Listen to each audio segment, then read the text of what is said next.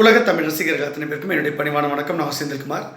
இந்த பதிவில் நம்ம பார்க்க போகிறது நம்முடைய பாரத பிரதமர் பிதாமகர் நரேந்திர மோடி அவர்களுக்கு நான் முக்கியமாக எப்போவுமே வியூகம் அமைச்சு கொடுப்பேன். ஒவ்வொரு தேர்தல் சமயத்திலையும் 24 மணி நேரம் நான் ஒர்க் பண்ணிட்டே இருப்பேன். கட்சிக்காக என்னென்ன விஷயங்கள் முன்னெடுக்கலாம், எப்படி கூட்டணி அமைக்கணும், என்னென்ன வியூகங்கள் அமைக்கணும், எல்லாத்தையும் நான் கொடுத்துட்டே இருப்பேன். அப்படி தான் இப்போது முக்கியமான ஒரு விஷயம் உங்கள்கிட்ட நான் ஷேர் பண்ணிக்கிறேன். இந்த 2026 சட்டமன்ற தேர்தலில் நம்ம வெற்றி பெறதுக்கு நம்முடைய எதிரி பலமாக இருக்கக்கூடாது, ஆனால் நாம் பலமாக இருக்கணும். அப்போது நம்ம எதிரி யார்? ஆக்சுவலாக தார்மீக அடிப்படையில் நம்மளுடைய சித்தாந்த ரீதியில் நமக்கு எதிரி யார்? திராவிட முன்னேற்ற கழகம். இப்போ அந்த திராவிட முன்னேற்ற கழகம் ரொம்ப பலமான கூட்டணியில் இருந்ததுன்னா நம்மளால் வெற்றி பெற முடியாது. அப்போது அந்த பலத்தை நம்ம குறைக்கணும். அதற்காக தான் இங்கே கூட்டணி ஆட்சி அப்படின்ற தத்துவத்தையே இப்போ நம்ம சொல்லியிருக்கோம். இப்போ இதன் மூலமாக இப்போ எல்லாருமே கூட்டணி ஆட்சி வேணும், ஆட்சியில் எங்களுக்கு பங்கு வேணும் அப்படின்ற விஷயத்தை முதல்ல இப்போ நான் தான் சொல்லியிருந்தேன். ஏற்கனவே தேர்தல் ஆணையத்துக்கு இந்த நடவடிக்கை எடுக்கணும், இந்த மாதிரி விஷயங்கள்லாம் கொண்டு வரணும்னு, சட்டமே கொண்டு வரணும்னு ஏற்கனவே கொடுத்துருந்தேன். தேர்தல் ஆணையம் மூலமாக எனக்கு கடிதமும் கொடுத்துருக்காங்க. புரியுதா உங்களுக்கு? தேர்தல் ஆணையம் மூலமாக கடிதமே எனக்கு நாங்கள் நடவடிக்கை எடுக்கிறோம் அப்படின்னு கொடுத்துருக்காங்க. ஸோ இந்த கூட்டணி ஆட்சி அப்படின்ற விஷயத்தை முதல்ல தமிழ்நாட்டில் கொண்டு வரணும் அப்படின்ற முன்னெடுத்தது நான் தான். அதனுடைய ஒரு அங்கமாக மரியாதைக்குரிய அண்ணன் திருமானன் அதை பற்றி பேசியிருந்தாங்க. திருமானனுக்கு நான் அதிகாரப்பூர்வமாக கடிதம் கொடுத்துருக்கேன். அதனால் அண்ணனுக்கும் அதை பற்றி தெரியும். அதனால் அவர் தன்னுடைய கட்சி தொண்டர்கள் மத்தியில் கலந்து பேசிட்டு, ஆக்சுவலாக திருமானனையே நம்ம கவர்னர் ஆக்கிறதுக்கும் குடியரசுத் தலைவர் ஆக்கிறதுக்கெல்லாம் ட்ரை பண்ணோம். அதெல்லாம் அண்ணனுக்கு தெரியும். கூட இருக்க அன்பு சகோதரர் அவரு ஷானவாஸ் அவர்களுக்கும் தெரியும். அந்த கூட்டணி கட்சிகள் எல்லாம், திமுக கூட அத்தனை கூட்டணி கட்சிகளுக்கும் நான் கடிதம் கொடுத்துருந்தேன், பாஜக கூட கூட்டணிக்கு வரணும் அப்படின்ட்டு. நம்ம முக்கியமாக முன்னெடுக்கிறதுனா ஆட்சியில் பங்கீடு அப்படின்னு சொல்கிறோம் இல்லையா? இப்போ ஆட்சியில் பங்குன்னும் போது அவங்களுக்கு ரொம்ப சந்தோஷமாக இருக்குது. ஆனால் திமுக அதை கொடுக்க ஒத்துக்க மாட்டாங்க.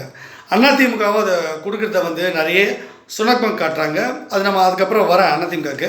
ஆனால் இப்போ நம்முடைய முக்கியமான சித்தாந்த எதிரி யார்? திமுக. அப்போ திமுக பலம் குறைக்கணும்னா இப்போது ஆட்சியில் பங்குன்னு சொல்லிவிட்டு அங்கே இருக்க கூட்டணியில் இருக்கக்கூடிய அத்தனை பேரையும் இப்போ கொண்டு வர பார்க்குறோம். அதனால தான் இன்றைக்கி கூட மரியாதைக்குரிய சிபிஎம் கட்சியுடைய அவங்களுடைய கம்யூனிஸ்ட் முக்கிய தலைவர்கள் ஒரு முழக்கம் வைக்கிறாங்க. இல்லை திமுக ஆட்சி சரியில்லை அப்படின்னு கூட்டணியை எதிர்த்து பேசுகிறாங்க.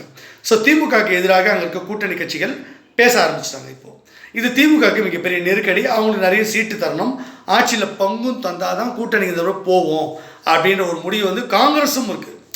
இங்கே தமிழ்நாடு காங்கிரஸும் அந்த நிலைப்பாட்டில் தான் இருக்குது. மரியாதைக்குரிய அன்பு சகோதரர் அண்ணன் செல்வ பெருந்தகை அவர் சொல்லிட்டார் அந்த விஷயத்தை. ஸோ அதனால் அது எப்போ சொல்லிட்டாங்க. அதனால் கண்டிப்பாக இந்த தடவை ஆட்சியில் பங்கு கேட்பாங்க, கொடுத்து தான் ஆகணும். இதை பாஜக நாம் நேரடியாகவோ மறைமுகமாகவோ திமுக மேலே திணிக்கிறோம். சரி, ஓகே, இது ஒரு பக்கம். இதனால் ஒரு பிரச்சனை அவங்களுக்கு. கூட்டணியில் அவங்க ஆட்சியில் பங்கு கொடுக்கலன்னா அவங்க போக மாட்டாங்க யாருமே. இது முக்கியமான விஷயம். ரெண்டாவது முக்கியமான விஷயம் என்னன்னாக்கா, திமுக கட்சியை ரெண்டாக உடைக்க போகிறோம்னு சொல்லியிருந்தல, உதயநிதியாக உடைச்சிடுவார், கனிமொழியை வச்சு நம்ம உடைச்சிடுவோம். இப்போ இதுக்கு முன்னாடி திமுக தலைவர் ஸ்டாலினையும், அதான் முதலமைச்சர் ஸ்டாலின், அப்புறம் துணை முதலமைச்சர் உதயநிதி ஸ்டாலினையும் கைது பண்ணி சிறையில் போடுறதுக்கு ஐடியா பண்ணியிருக்கோம். இந்த கட்சி உடைக்கும் பட்சத்தில் திமுகவுடைய கட்சி, அவருடைய பெயர் திராவிட முன்னேற்ற கழகம் இருக்குல்ல, அந்த பெயரை பயன்படுத்தக்கூடாது. அப்புறம் கருப்பு சிவப்புன்றது கொடி இருக்குல்ல, அந்த கொடியை அவங்க பயன்படுத்தக்கூடாது திமுக.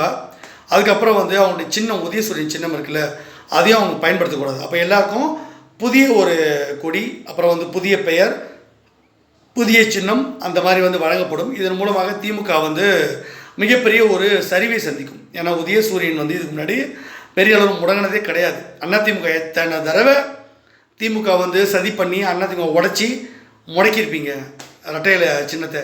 இந்த முறை வரலாறு திரும்புது. திமுகவுடைய முதல் முறையாக திமுகவுடைய உதயசூரியன் சின்னத்தை நம்ம முடக்கிறதுக்கு ஏற்பாடு நம்ம கட்சி பண்ணியிருக்காங்க வெயில் இடத்துல.